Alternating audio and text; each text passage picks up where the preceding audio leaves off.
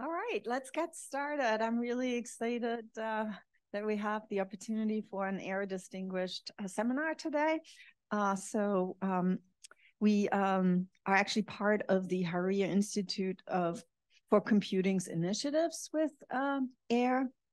And the series appeals to a broad audience, either internal to BU, but also we are inviting industry partners and affiliates.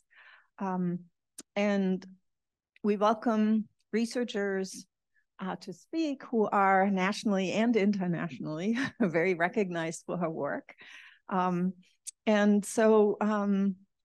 Before I introduce our today's speaker, I will actually want to highlight the upcoming talks. Next semester, we have a really exciting list of speakers, 5 speakers: Michaela Fanjar, Ravi Ramamurthy, Andrew Gordon, James Tsu, and Svetlana Lazebnik.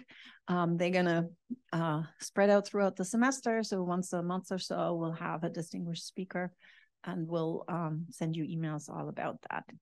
And I want to actually thank Catherine and Kevin and Yuen for organizing the AIR seminars. Always a lot of work that goes into it. Catherine is in the back, Kevin and Yuen up here. And so it was great that we got someone for the end of the semester who's very special. I've known Sharon Huang for I think 17 years or something. So we go back quite a lot in time. And I just want to say that she's an amazing researcher. She has a background in computer vision, is very interested in general computer vision, but then also applied a lot of her work on the medical domain. And I find that very appealing. Her undergrad was from Tsinghua University in China, and then she came to the US. I think that's when I met you, when you were a grad student and at Rutgers. So she did her master's and PhD there. And then after some time, she ended up at Penn State and has really building a great group there, done a lot of works. When you look her up on Google Scholar, it's very amazing. Not just thousands, but like 18,000 or something citations, and a lot of very interesting work. She started out in things like classifying and detecting cervical cancer, and then did a lot of work on image segmentation and shape analysis, and then a few years ago when deep learning started, she got involved with GANs, and StatGAN is like a paper that's very famous and got lots of citations. And so I'm really excited to hear a talk today about how these generative models can help us for medical image analysis. So thank you so much. And yeah, we're excited to have you talk for maybe 45 minutes or so, and then we can have a question and answer session. So stay around and ask lots of questions, and enjoy this as sort of an interactive experience also. All right, well, thanks very much. All right. Hi, everyone. Really nice to meet everyone here. And thank you very much for Margaret for inviting me here. And I do remember many years ago, I actually came to visit Margaret and Stan here at BU when I first became an assistant professor at Lehigh University. So it's like many years ago. And I had a wonderful time. And throughout the years, Margaret has given me a lot of support. And she has supported me in various occasions when I was at Lehigh, and later when I joined Penn State University. So I can't express my gratitude and appreciation for Margaret's support over the years. So when Margaret invited me to come to give a talk, I was very excited and really great to meet everyone here. And this building is so impressive. You know, I had a partial tour of the building, but very impressed. And also you have wonderful people here with excellent research profile. So really great to be here today. And so today my talk is about generating synthetic images and videos for data augmentation and sharing And I want to share with you several works that we did, especially using these synthetic images in medical applications. So generative AI has witnessed great advancements in recent years. And in generative AI, what you start with is existing data, training data, and you want to learn from training data and then generate new data that resemble the features and characteristics of training data. So we've seen, for instance, large language models that are used for generating text, and there have been GANs, generative adversarial networks, and also diffusion models that have been applied to generate images from noise or given some conditions, for instance, labels and text input. And there have also been work that use these generative models for generating videos and other dynamic content. So in today's talk, I will first give an overview of some of the mainstream generative models, and then I'll introduce some of the work that were done in my own group. Okay, feel free to ask questions when I'm giving the presentation. Okay, so let's start with a very brief introduction to some of the mainstream generative models. And the first one is generative adversarial networks, or GANs. So GANs were first proposed by Goodfellow et al. In 2014. And this one, in a GAN model, usually there's there's a network for a generator and also another network for a discriminator. So the generator aims to generate synthetic images that look as real as possible. And the discriminator is trained using both fake images or synthesized images and real images. And the discriminator tries to differentiate the two kinds of images, differentiate the fake images from the real images.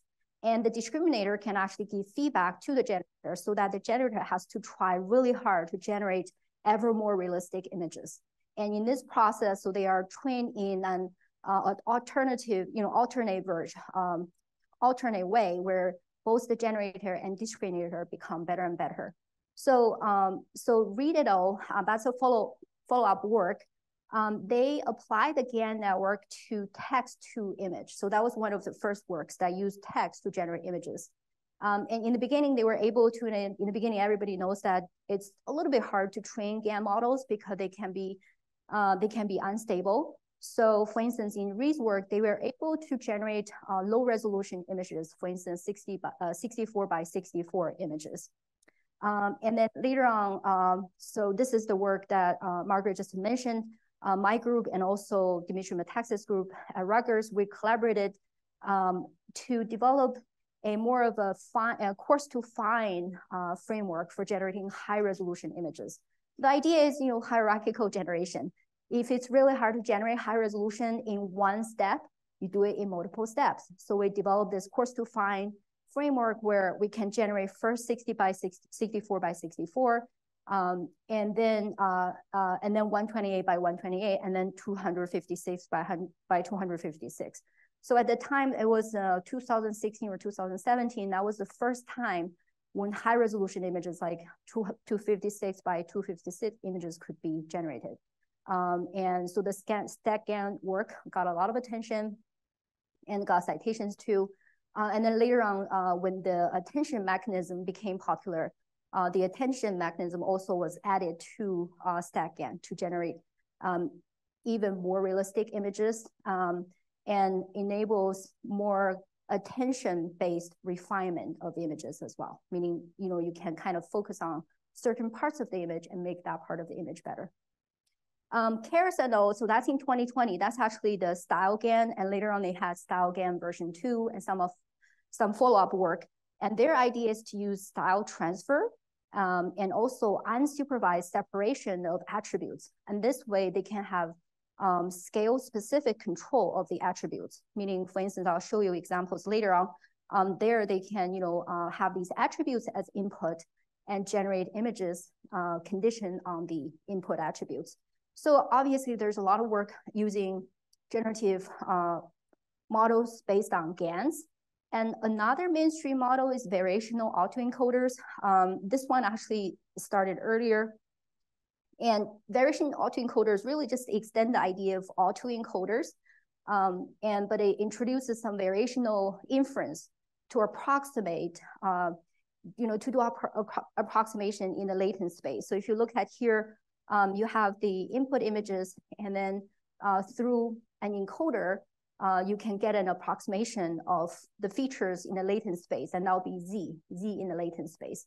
So in a lot of these VAEs, they do make assumption that the representation in the latent space follows a Gaussian distribution. So that puts some regularization in the process.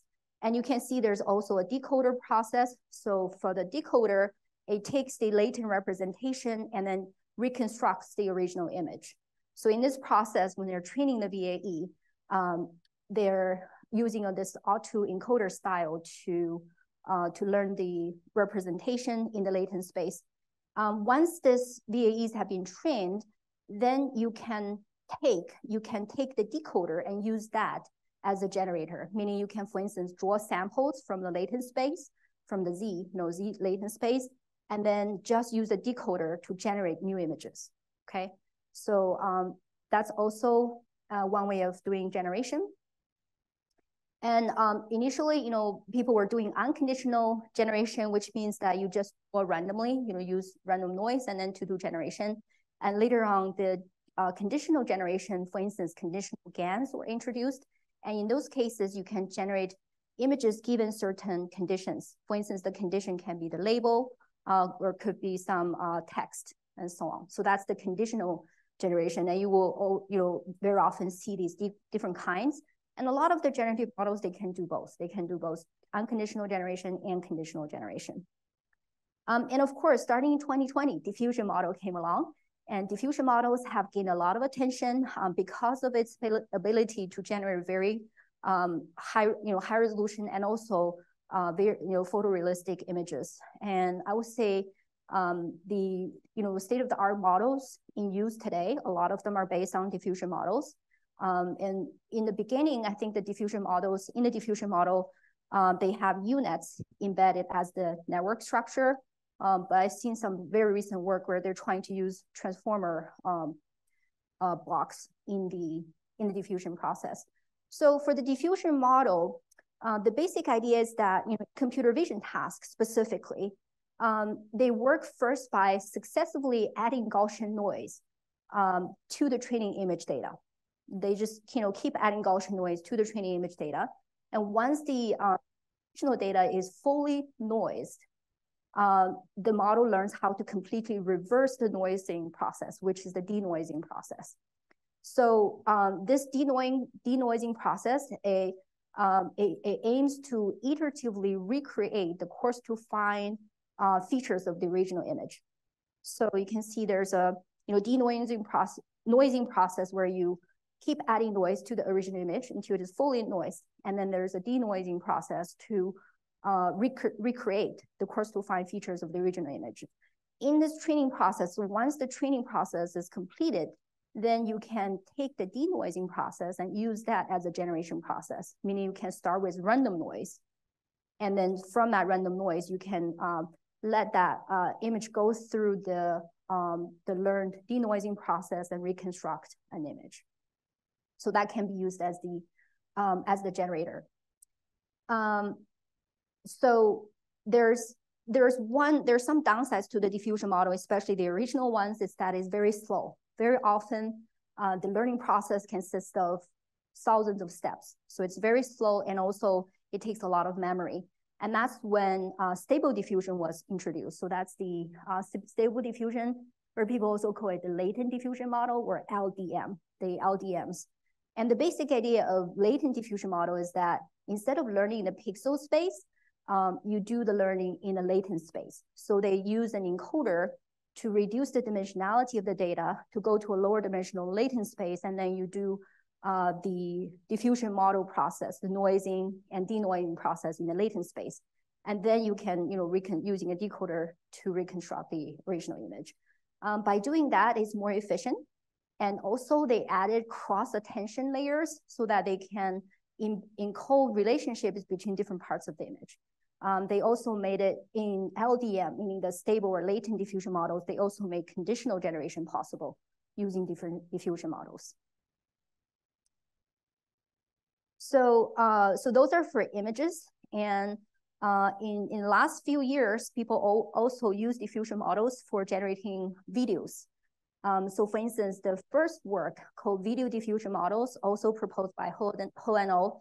In 2022, they use diffusion models to generate videos. Again, the idea is pretty straightforward. So the idea is very similar to generation of images. But in this case, instead of generating just an image, they generate a video by treating the temporal dimension as the third dimension. So let's say if you're using UNet, instead of 2D UNet, you can use a 3D UNet.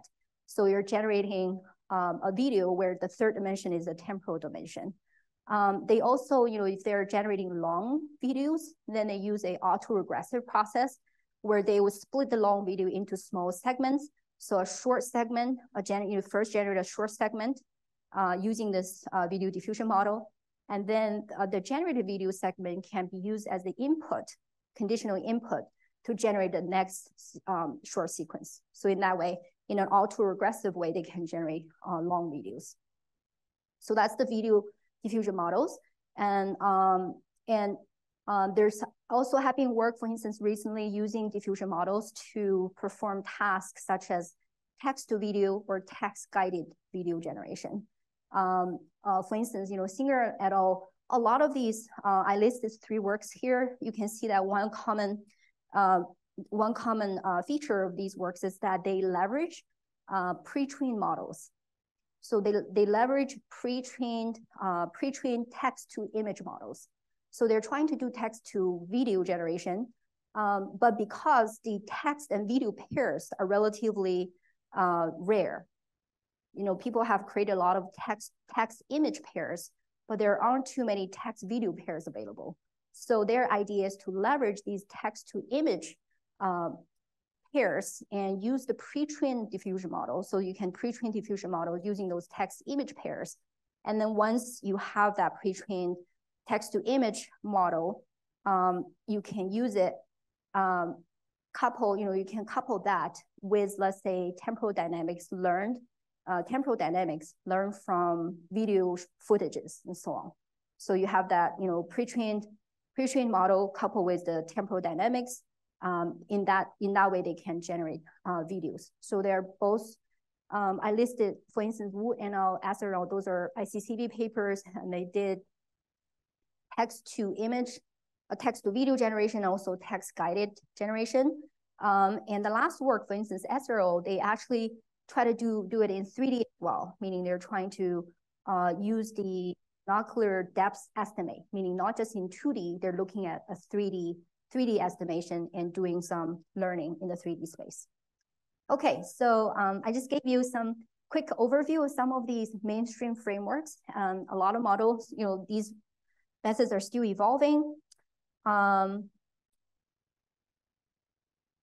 in my own group, I also worked on, image and video generation. One context in which we apply the synthetic images is that we wanted to see whether we can use synthesized images to augment the training data set. So in the medical domain, for instance, very often it's more expensive to get annotated data. So the idea is that what if you use conditional generative models to generate synthetic data conditioned on class labels? So you would know the class label for your generated images. And once we have those images, we can add them to the training data to augment the training set so that your training set becomes larger.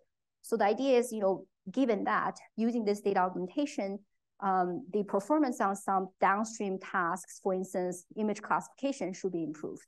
And we did do some experiments and demonstrated that it is indeed the case. So we also did augmentation using details later. And then a more recent work, so that was the one work we used synthetic data for augmentation.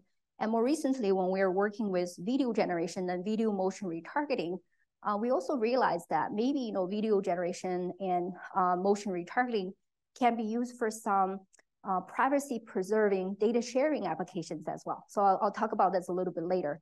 For instance, if you have medical videos, especially those involving facial videos, it's impossible to share. Privacy concerns, you cannot share that data. However, if you want to learn a very powerful deep learning model, you do need a large amounts of data. So there is a dilemma there.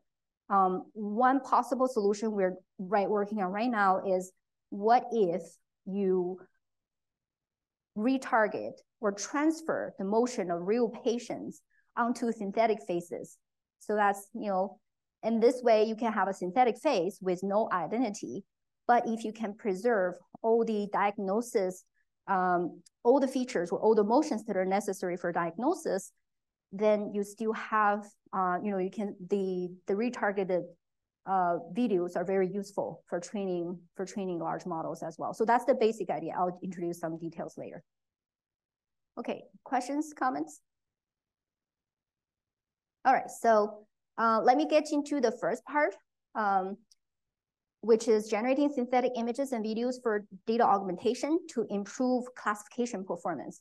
So again, the downstream task that we focus on is for classification in these cases. And we used histopathology images. So for those of you who work more in vision, not in medical imaging, I just want to give you a very brief background introduction to histopathology. So histopathology is the study and diagnosis based on tissues. And very often, let's say if the doctors suspect that there's an area, let's say a small area in the lung or a small area in the breast, if they suspect that there might be cancerous tissue, then they would do biopsy, which means they will take a tiny bit of tissue from the location of suspicion, right? So they will take a tiny bit of tissue out, and then that tissue will be cut into very thin slices, stained, and then put on a thin glass like this. You can see that's stained tissue and spread out on glass slide. And then they will put this glass slide under microscope to examine the individual cells under very large magnification. And there are also, digital pathology, histopathology, where they can scan the whole slide and get a very high resolution image. These are called whole slide images. And very often, these are super big images. For instance, the typical resolution will be 100,000 by 100,000 pixels, which gives you billions of pixels in one whole slide image. So it's really hard to process. That's why most of the time people would just use a patch-based approach, meaning you divide the really large whole slide image into small patches, which is okay, because remember, these are diagnosis based on tissues or based on cells. So when you're looking at these patches, let's say if there is cancerous tissue, then if you can find cancerous tissue in one patch, then that means you found cancerous tissue. So it would work that way, okay? So that's why most of the techniques use a patch-based approach. So in our work, of course, we follow the standard process first to do data preparation, to get the patches, but we do image synthesis as well, meaning we don't just use the real data, we generate additional data using generative models. And in our work, I believe we're one of the first to do this. We also look at the quality of the synthetic images and realize that not all synthetic data are equal. Some of them are really good. They're really, they have high quality. They do resemble training data. They kind of, they fall into the distribution of the existing data. But some data are not that good. Some synthetic data, they may kind of fall outside of the distribution and so on. Again, because our downstream task is classification, we wanted the synthetic data that we add to our training set to follow the existing, to follow distribution of the existing data. So it could be up to debate. Actually, some people say, oh, you have synthetic data, instead of choosing the ones that look similar to your existing data, perhaps you should explore the synthetic data that are more on the boundary. Maybe they will help you that way. Anyway, so that's for discussion. But in our work, we did choose the ones that are close, that are similar to existing data. But because we have, we increased the amount of data sampled from the distribution. And we show our experiments that the performance can be better. In any case, again, I'll give you a little bit more detail later on, but that's this process, the quality assurance, meaning we do not blindly add synthetic data to our training set. For data augmentation, we do a selection process as well. So that's why we'll call it selective synthetic augmentation. And in the process, we can also do interpretation. For instance, using attention mechanisms, we can say, okay, highlight the areas in the image that are most critical for making diagnosis decisions. And then we can apply it to downstream tasks. So just give you a little bit comparison here. So this is the traditional training pipeline, where you have training data, you use the training data to train a classifier, and then you apply your trained model on test data and get the test result. When you do synthetic augmentation, meaning using synthetic data for augmentation, then what you do is, instead of just using the training data, you can also use the training data to train a generative model, for instance, a conditional GAN model, CGAN, or conditional GAN model. And then you use the conditional GAN model to generate synthetic data. The advantage is you can generate infinite number of synthetic data samples. And then the synthetic, so that's where the augmentation ratio comes in. The augmentation ratio determines what's the percentage of synthetic data that you want to add to your training set, okay?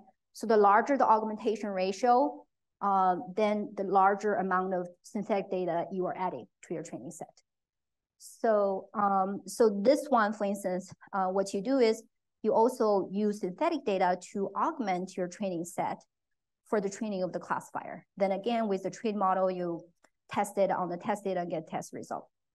So selective synthetic augmentation with the additional quality assurance or selective step is, instead of blindly using the synthetic data, we do add some filtering process or selection process to select the good ones, the good synthetic examples, and add it to the training set.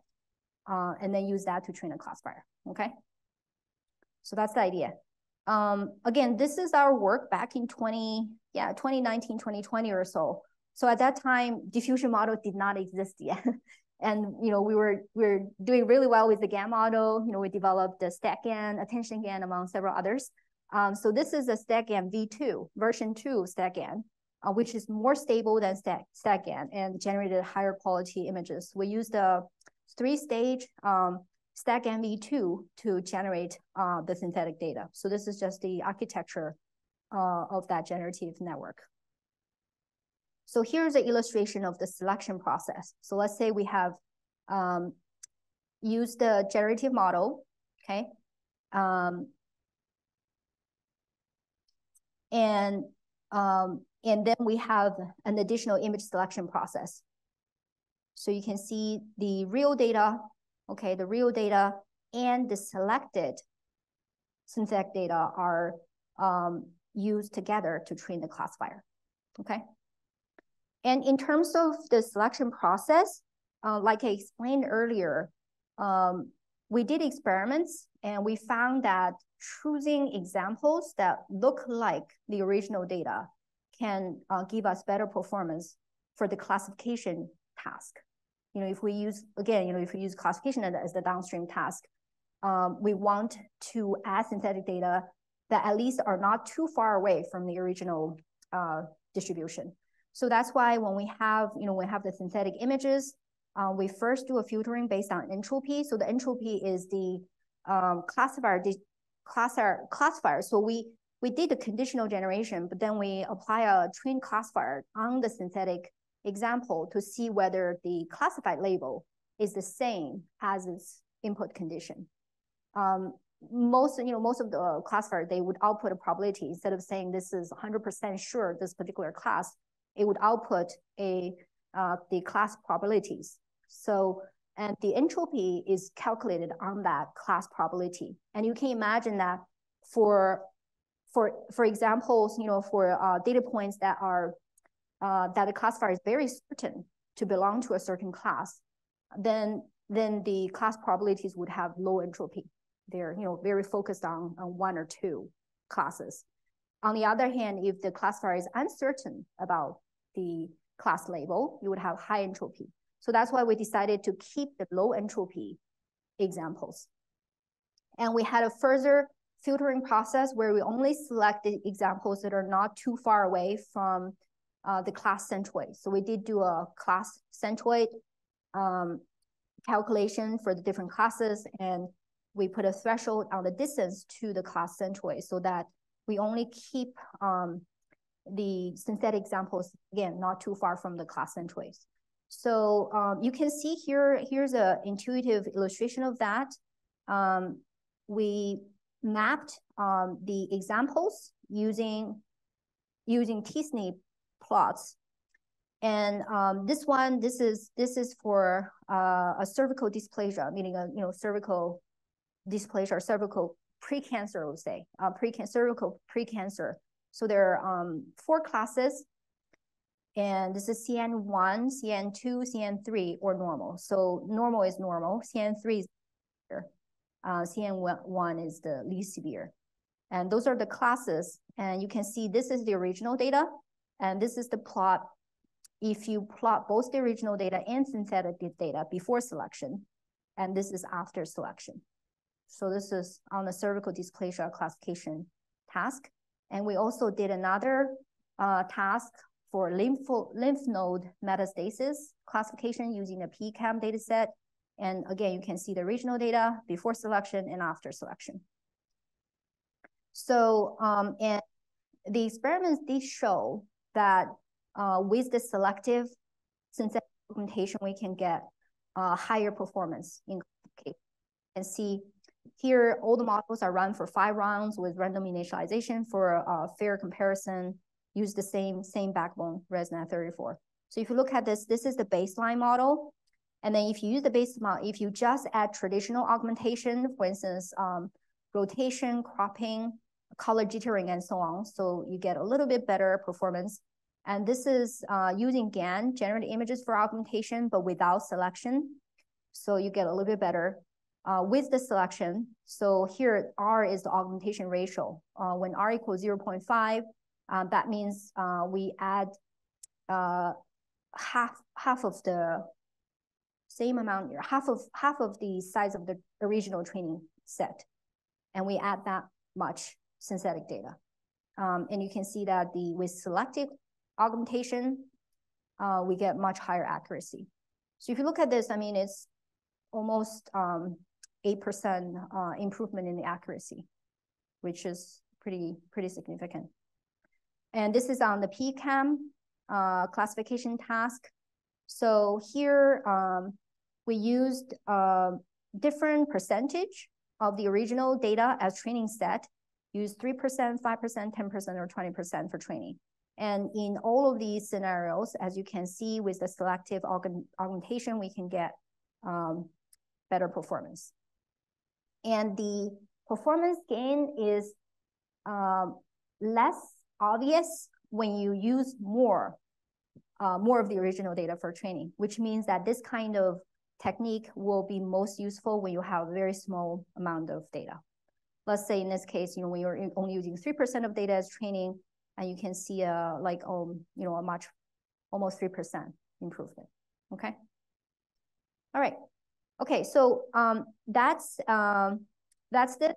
Then we later on developed a method for more automated selection, meaning the selection process. We manually designed a protocol, keeping the low entropy ones, keeping the ones that have shorter distance to the class centroid and so on. So we asked question, can we do this selection automatically? And we try to use reinforcement learning for that. So here, for instance, we use the reinforcement learning, the proximal policy optimization to learn the selection protocol. So as you can see here, so you have the generation, let's say this is the generative data, and the action is either, given a synthetic sample, the action is either to discard it or to keep it. So we learn that action. We learn that action, and then therefore to achieve the automated selection process. And so you can see, for instance, when we use the 80%, and when we use the transformer PPO, the automated selection, we got performance gain as well. Okay, so Another follow-up work is that we did it last year, recently. And first improvement, we wanted to use diffusion models instead of GAN models, since diffusion models has shown its performance in really good performance in generation. So we wanted to use the diffusion models. Also, we wanted to leverage large-scale data to do a large-scale unconditional pre-training. So again, here's a comparison of the different paradigms. And the idea of this work is called histodiffusion. We want the model to be pre-trained on large-scale unannotated data, and then later apply it to unseen small-scale annotated data. So here's a overall diagram. We can show that this model can add granularity and control to the synthesis model. So the steps in this framework is that the first step is unconditional large-scale pre-training. And for this, we first train a latent diffusion model, LDM, on a large-scale set of unlabeled data sets collected from multiple sources. So here's that large-scale pre-training process. Okay, so you have the large-scale unlabeled data set, and then you train a latent diffusion model. And the next step is we can fine-tune this pre-trained model using small-scale label data. And that is through this auxiliary classifier. So, given a small-scale label data set, we can use the pre-trained model to predict its label, and depending on the loss, right, whether the predicted label is the same as the real label or not, that can be used as the feedback to further fine-tune the model. We also did a classifier-guided conditional synthesis. So that's an additional step here, where we train a latent classifier on the same label data set and use that in the LDM training process to further improve the LDM model. The last step, that is the synthetic model. And as a last step, we also still added in the selective process, where we have a synthetic image selection process here. Okay, and here are the losses. This is the loss for the large scale pre-training, where there's the reconstruction loss as well as the regularization term. Small scale fine tuning also, there's a reconstruction loss and the cross entropy loss. And then the latent classifier has the cross entropy loss as well. Okay, so for experimental, these are the size of the data set for large scale pre-training, and this is the size of the data set for fine tuning. Here are some examples. You can see real images, style GAN result, histodiffusion result. And more results here. And this is the quantitative comparison results. So using our model, as you can see, based on these various metrics, so our result did get improved performance. Okay, all right, so those are for images, and we also try to use these synthetic images to generate video frames. This is in another work where we're working with infant movement videos. And these infant movement videos are used for general movement assessment, which is an effective method for early detection of cerebral palsy in infants. And our idea is that we want to do diagnosis, cerebral palsy, CP or not. However, again, infant movement videos, we have a limited amount of data, and annotation can be very, very expensive. So we wanted to see whether using synthetic data can improve the performance and augment the data set. And in this work, we designed something called FBGAN, where we separate the foreground and background. So there's a model that we can use to generate various background, and then there's a model that can generate various foreground. Then we can compose them together, the generative foreground and the generative background. That basically increases the amount of synthetic videos that we can generate. So we use the synthetic videos to augment the data set. And then we have demonstrated that the model can be used for pose estimation. You can see this is for pose estimation. and can also be used for segmentation. So these are the segmentation results. And interestingly, we did a comparison. So for instance, you can do diagnosis because your input are infant movement videos. You can do diagnosis using the raw videos only, just using the videos. Or you can do raw videos plus the post-estimation result. Or you can do raw videos plus post-estimation plus the segmentation result. So we did do a comparison. And when you use more data, so for instance, when you use raw data plus the post-estimation result plus the segmentation result, we got the highest performance. And it's pretty good. So the first work is actually a baseline. So this is more of human performance, human evaluation performance, human result. So human experts, when you ask them to evaluate the videos, this is the performance that they got. So at least on this data set, we show that this automated method actually performed better than human evaluation performance. Okay, all right, so now I'd like to, due to time, so I'm gonna just mention very quickly, there's also, I think there's a really nice trend where when you are generating synthetic images, we want to be able to get better control over the synthesis process. So just as in generation of facial images, and there's the attribute aware type of generation where you can actually specify the attributes. So for instance, right, so this is the first column here is female with bangs, and the second column is female with eyeglasses and so on. So you can have this kind of control in the synthesis process. And we can do something similar in medical images as well, although it's more challenging to do. But we did try one of these works where, for instance, we try to generate photorealistic histopathology images. And in these cases, the attributes are different. So the attributes, for instance, these are attributes defined by pathologists. They look at the level of cell crowding, how crowded cells are, the cell polarity, meaning where the cells are distributed relatively. Mitosis is related to cell division. And then there are some other types of attributes as well. So these are expert-defined attributes. And we just wanted to see whether it's possible to do attribute-aware generation. So this is one of the works we did. And we call it attribute GAN, meaning the input are the attributes, and then we can generate images conditioned on the attributes. There are some, contrastive, we use contrastive learning, and there's also the reconstruction loss, and there's also adversarial learning in this process. And the results were very promising. So this will be a multi-attribute controllable generative model. And if you look at this, for instance, these are generated images based on increasing levels of cell crowding.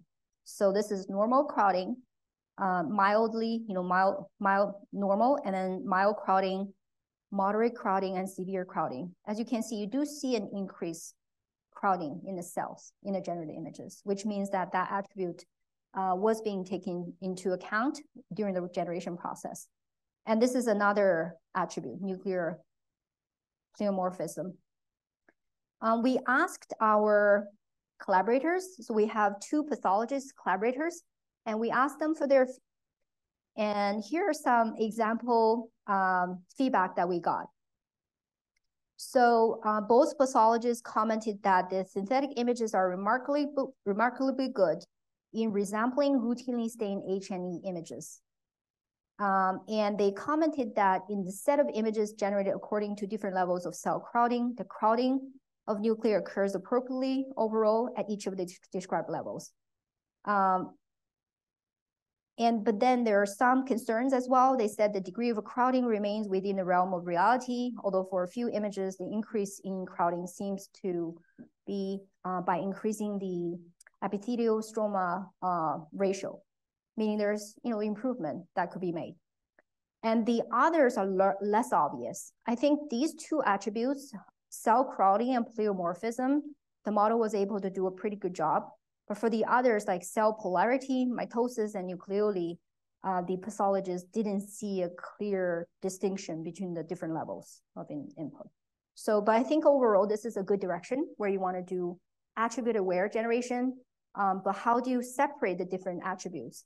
And how do you improve the synthetic models to make it generate more realistic images based on the conditions? Those are still challenges. Okay, maybe I'll take another 4 minutes or so. Yeah, so I want to go over another one.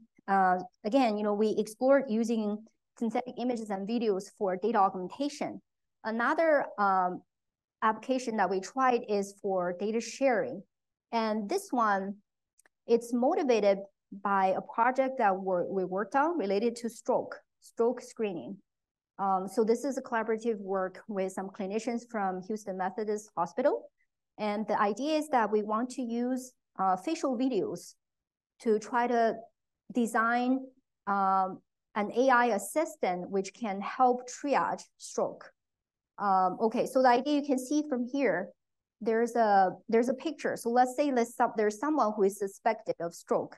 Then you can give this picture to that patient and then ask that patient to describe the picture.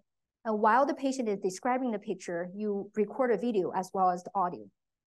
So, so we wanted to see whether it's possible to train a deep learning model that look at the facial video along with the audio and do a very good job in terms of triaging, figuring out whether the patient had stroke or not. However, while we're doing this, we realized that it's really hard to share data because, again, these are facial videos of patients, and due to privacy concerns, we can't really share data. With other groups, we're uploaded to the public or share it with the public. For instance, even you want to put a patient picture in a publication, we may have to put a black box around the eyes to make it impossible for person recognition. And that's why we thought that maybe there's a way we can try to alleviate these concerns by transferring the motion of patients onto synthetic faces. So this was the idea that I mentioned earlier. So let's say you have a synthetic face. Is it possible to transfer the motion of real patients onto the synthetic face? This way you will end up with synthetic videos which still contain diagnosable features, but there's no privacy concerns. So we just wanted to explore that possibility. And to do that, of course, we first have to work on video motion transfer, or is also called video retargeting. The idea is very simple. So let's say you have a subject, you have a subject image, and then you have a driving video, meaning you have a video of another subject, and the transfer aims to transfer the motion of the driving video onto the subject so that you will end up with a result, which has this subject's appearance, but the motion from another person, okay? And we developed a few works on this. So my student Huang is the main student who worked on this. So he first developed a cross-identity video motion retargeting method with joint transformation and synthesis. Basically, you can have both a transformation branch to do retargeting, and then there's also a synthesis branch, and the two can be merged together to get better results. Here's some examples. You can see, for instance, this is the driving video. In this case, we actually have a video of the subject as well. So that's the subject, and this is the driving, and this one is the subject's appearance with the driving video's motion. And same thing here. So Haomao tried it on the YouTube dance data set as well. So same thing. And this is the subject, and here's the driving video, and this should be the subject's appearance with the driving video's motion. And it was, the results looked pretty reasonable. However, this was a 2D based method, and meaning everything was done in 2D. One limitation of these 2D based method is that when you actually have a short video of the subject, then you actually see multiple views of the subject. But if you use a 2D method, it's less likely for you to take advantage of the 3D information for the subject. So that's why we further explore a 3D where talking head motion transfer, meaning instead of doing 2D to 2D motion retargeting, we wanted to create an intermediate 3D representation of the face or the head. So let's say you have the subject, right? So we map that into a canonical space where we actually have a 3D talking head. And then we transfer or map the motion from the driving video onto that 3D geometry. So that's the basic idea. And because by comparing the 2D based methods and 3D based methods, 3D based methods has some advantages. And this is a very brief overview of that framework, where it has several modules: a 3D head geometry learning model, a canonical head generation model, and then in the end, attention-based fusion mechanism. And here's some results. So we tried it on 2 data sets. This is a comparison with the state of the art. I can show you a few videos as well. So here's an example of having the 3D head and then being able to map it onto this motion. So again, in this case, because you have the 3D representation, you can do some, to a certain degree, you can also do pose controllable novel view synthesis. So here's an example where you can see this person with different transformations in 3D. And we did apply some of these techniques to this privacy preserving data sharing. These are the initial results we got. So in the middle, that's a real patient with this motion, and this is the retargeted motion onto the synthetic face. And here's another example. It looks pretty promising, but the idea, still we need to validate that indeed the identity is completely hidden, and we have to show that indeed there is privacy enhancement when we do this retargeting. Okay, so I think I'm gonna stop there. Thank you very much. Wonderful. Thank you so much for an interesting talk. Lots of different topics here. Other questions? Vijaya. Hi, I'd like to ask a question about your GAN stability, especially in the first part of the talk, because you mentioned that you're looking for low entropy. Your GAN, if it gives some diversity of images, you're looking for images that are not too different from your input data. But, with GAN training, it's challenging as anyway. So a couple of questions on that. One is, how do you define what is, GAN stability, and then how do you decide this is your model? And also, if you encounter mode collapse, which often happens, then that might look like a low entropy, nice kind of model, right? So how do you deal with mode collapse and stability in your conditional GAN? Right, so that's a good question. So in general, there had been techniques that were proposed to tackle those challenges: unstable training, mode collapse, and so on. For instance, this hierarchical training process is one way to handle that. It's kind of, for instance, if you want to generate images, if you directly generate in a very high dimensional space, it will be very challenging because you have that many pixels to decide what to do, right? Instead, what you can do is you do it in a lower dimensional space. You do a coarse to fine type of generation, because when you're generating a lower resolution image, you have fewer pixels to fill. And then, it's more stable. Mode collapse, for instance, people have tried conditional augmentation and some other techniques. That there's some techniques that people can use to prevent mode collapsing. But the idea, I think those are two of the major techniques that people use to tackle those issues. So first, you narrow your choices using the lower resolution images, and then you only expand into a higher resolution within that constrained space. And then you go further within those constrained spaces to make things a little bit more stable. So the entropy one, that's more of a post-processing. That's not in the generation process. So we use a generative model, like let's say a GAN-based model, to generate the synthetic images. And as post-processing, once those images have been generated, we look at, kind of adding interpretability to them and look at those images and figure out which ones will be better if you use them for data augmentation purposes. It's like, we don't consider them equally when it comes to data augmentation. We think some of them are better. That's where we use the entropy-based criterion, saying look at how certain a classifier is about that image's label. The more certain the classifier is, then it's more likely for us to select that image to for data augmentation.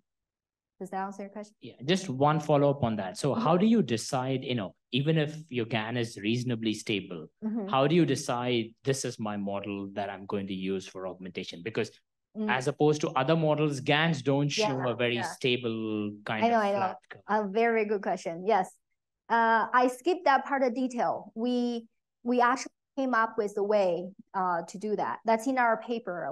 That paper was published in the media, Medical Image Analysis, in 2021 as a journal paper. We did come up with one way of, like you said, right? You look at the performance of the model after certain epochs. Sometimes you get a good one, but then you get a worse one, and then you get a good one. Which one do you use? We actually proposed a strategy using some kind of a smoothing. You when it's too jagged, you can add some smoothing, like a moving average type of smoothing, and use that to decide which model to use. But that is indeed, you have to decide which one to use, because the models will give you different results. Yeah. Okay. Hi, thank you for the great talk. I have two questions related to the class distribution, I guess, of the classes. So I guess in the medical domain, it's very uncommon for somebody to have a disease, but very common for somebody to not have a disease. So there's a class you mean screening applications? In screening applications. Right, so there's a very large class imbalance, and I was curious if that impacts how you would train or calibrate the model. And then the second question is related, and that's that some mistakes are much more costly than others. I don't know the details, but you have maybe some costs associated with a false positive and some costs associated with a false negative. And is there any effort to calibrate the models based on those costs? Okay, so the first question, for instance,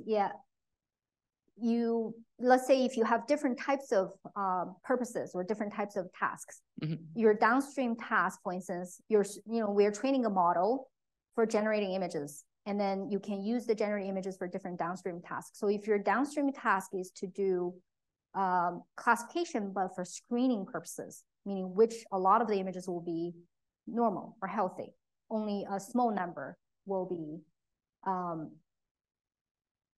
abnormal. So in those cases, what I can think of is that if you have a certain, let's say in your original training data, there's a certain distribution. And if you're building a data set for screening, you would imagine that original training data is imbalanced. We will have more normal class, more data points in the normal class and fewer data points in the abnormal data point. I guess, if you're trying to do data augmentation, you would want to preserve that type of distribution. I don't know if that answers your question or not. So that's one additional layer of complexity when you're doing the selection. So you want to preserve the proportion of different classes as well when you're doing the augmentation, right? Makes sense. Yeah, and then you can always do weighting. If you want to emphasize certain groups, for instance, you don't want any, if you want to penalize more false positives, or if you want to penalize more false negatives and so on, I think there are weighting mechanisms in the classifiers that you can use to do that. Yeah. So I guess the answer is pushing this into the post-processing steps or after the augmentation steps. Yeah. Got it. Yeah, exactly. So you can fine-tune or polish your post-processing steps to make those happen. Yeah. I also have a question. Oh, Ewan, why didn't you start?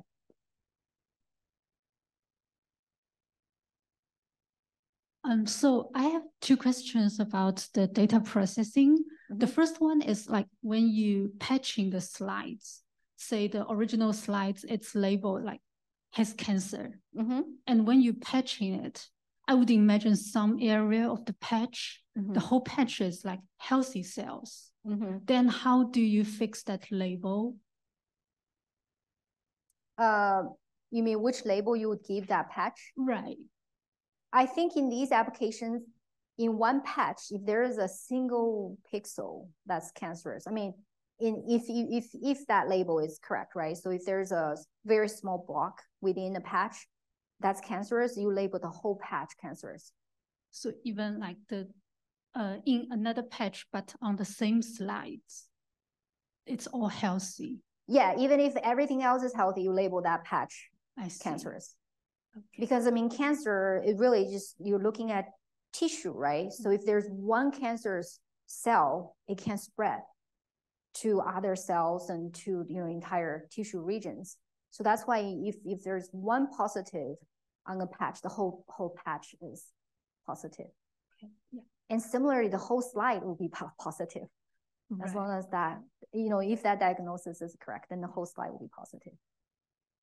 So thank you for the first question. The second question, I was wondering, like, when you do the infant post project, how long is the infant video and how do you sample the video? Do you use like keyframes or you sample it uniformly at some?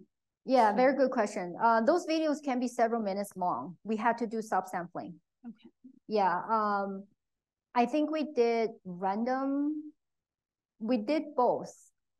We did both random subsampling. No, just like, let's say you take one frame every 4 frames, that kind of subsampling. Okay. And we also did keyframe based sampling. Yeah. But it's important to do that because, you know, it's challenging to process these videos when they're so long. Yeah. Yeah, my question is more related with the first one. You mentioned that when you select the data to train, you use the entropy, right? You select the entropy extracted from the prediction from the feature extractor. Yeah. So I was wondering, have you tried to just use the score from the discriminator? Because like in that way, that's cheaper. Like you don't have to pass through the feature extractor, right? So I see. That also tells the certainty of the prediction. And it is from another advantage of this I can come up with is that it is from the generated, from the GAN, but not from the feature extractor. So it wouldn't have the innate bias from the classifier model itself, right? Have you tried that before? Like, yeah. The classifier, I think later on we did try to do that. You can actually, for instance, in the work where we did the pre-training and then the small scale fine tuning, in that one, the classifier is actually part of the whole framework. Right. So the classifier, maybe that will be the direction to go. I think you embed the classifier inside your end-to-end training framework. So that's why if there's mismatch between the label, the real label, and the predicted label, that feedback gets directly back propagated into the network. Yeah, I think later on the last work we did do that, like the classifiers within the framework itself. Cool, but like, did you try to use the discriminator? The score? No, we haven't. But that's a good idea. Yeah, very good idea. We can try that. I think that's, like you said, it's easier to use, and you don't need to do actual work to get that information. Hi, Dr. Huang. So I'm just curious about, so when you generate the synthetic histopathology images, so do you consider different magnifications? Different magnification, you mean the patches may have different magnifications? Yeah, the whole slide images, right? Right. No, we didn't do that. But that's a very, very interesting and intriguing question. You're right. So a lot of times they actually require physical dimension. So for the whole slide images, they actually know the physical dimension of each pixel. So if you sample the patches, I guess you can do something similar, meaning for each patch, you should be aware of the actual physical dimension in terms of physical dimension for each of the pixels. But I don't know, there should be ways that can handle that kind of different scale of the patches. I haven't seen much work on that actually. Did you have a follow-up question to that? Because if you use different magnifications, so for your downstream task, like the classifications, so different magnifications may give you different results. So even though you use the patch-based method. Right. So I'm just wondering, so maybe you use the fixed magnifications at the very beginning? That question is a really good question. I need to double check with my students. I think it's really relevant when it comes to the large scale pre-training, because for the large scale pre-training, the data sources are coming from multiple data sets. But people always calculate that physical dimension. So if you want to unify their scale, it could be done. But I need to double check with them. That's a good question to see whether they use these varying scale images for training or not. Okay, thank you. Yeah. I also have a question. Yeah, go ahead. So we who work in computer vision are so fascinated by the field because a lot of the output of what we're doing, we can see and get excited about our results, right? So in both of the works with the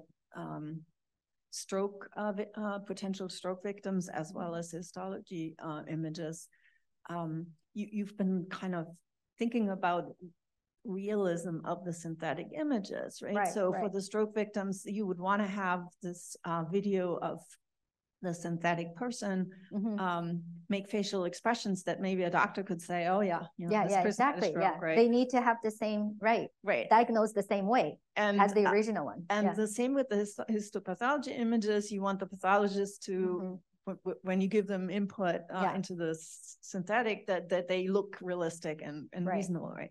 Yeah. But so I really appreciate that. And I think it's an important part of your research. But then on the other hand, I'm also thinking, in the end, it really only matters if you can classify someone has a stroke or not, or someone has cancer or not.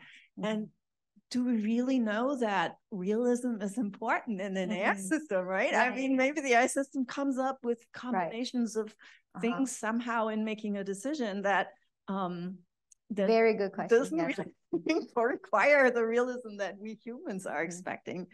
Do you have any hunch? I mean, that's a really good question. So that's the intermediate step, right? So say, okay, we're generating these synthetic images and videos, but the eventual goal is for diagnosis.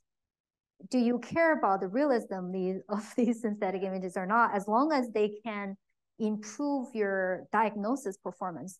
So I've seen very interesting talk. I think it was at one of the workshop you were there. I don't know whether you heard his talk or not. The DALI workshop where I invited you to give an invited talk. There was a speaker from, and he was showing the examples where they used for augmentation that looked totally unrealistic, photorealistic. Like, these examples don't look like real images.